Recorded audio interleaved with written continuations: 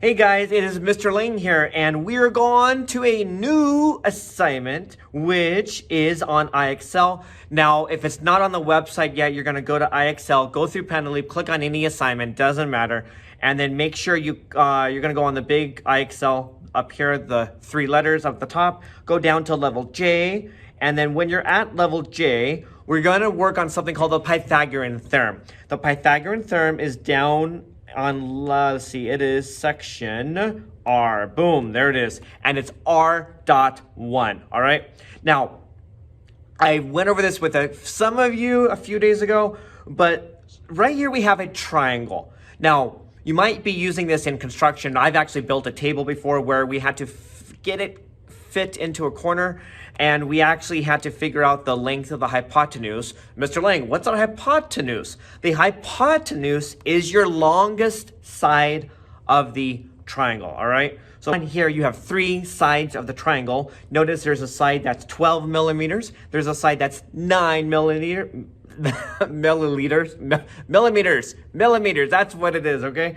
And then you have a side, we don't know the length of that third side, so we call it C. The hypotenuse is the longest side. The hypotenuse is also the side that's opposite of the square corner, which is called a right angle.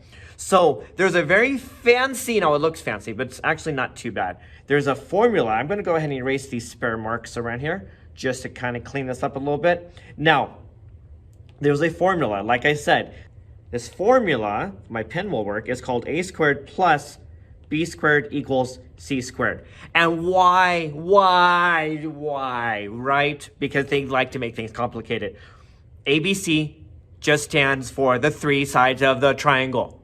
With a special rule that the letter C, the variable C, has to always stand for the longest side of the triangle. The longest side is the side across from the right angle or the square corner right here. What side is across from it?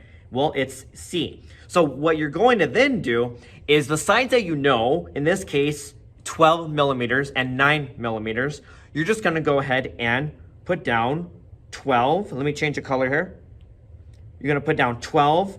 It can go, the 12 can go under A or B. So I could also take the 12 and put it under B too. But I'm going to keep it under A. And then the other letter, we're going to go ahead and let's change this to green now. We're going to put 9 under the other letter. So 12 goes under A and 9 goes under B. And you could swap those, okay?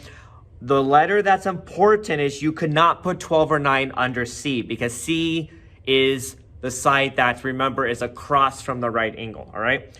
And now don't forget, we have to stay true to the formula. The formula had these powers, these exponents up on the top, all right? So now with that, once you've done that, and I'll kind of make a little line here, just kind of make it a little bit neater, now you can do the math, right? 12 times 12 gives you 144. Bring down your plus sign. 9 times 9 gives you 81. Bring down your equals, and then C squared, we still don't have a number for. Well, keep doing the math. 144 plus 81. Let's do the scratch work over here in blue.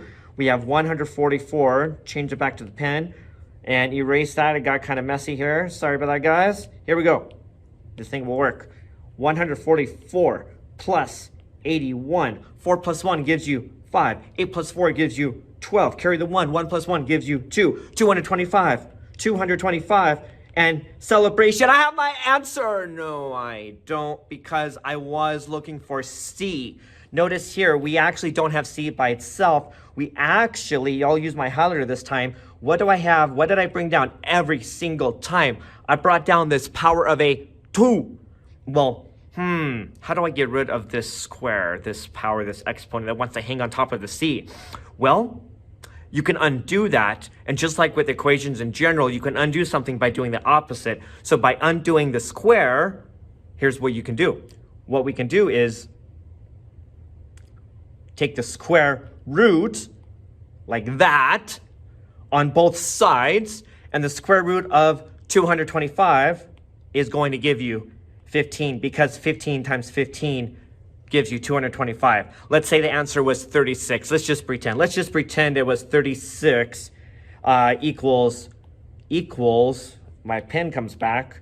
Here we go. Equals c squared. If it had been 36, well, what's the square root of 36? In that case, the answer would have been 6, because 6 times 6. So, but of course, that was not the answer. In general, though, you just want to solve for c, and when you do that, you end up figuring out your unknown side, all right? So we'll do more in class, guys. Keep up the good work, and I am out of here.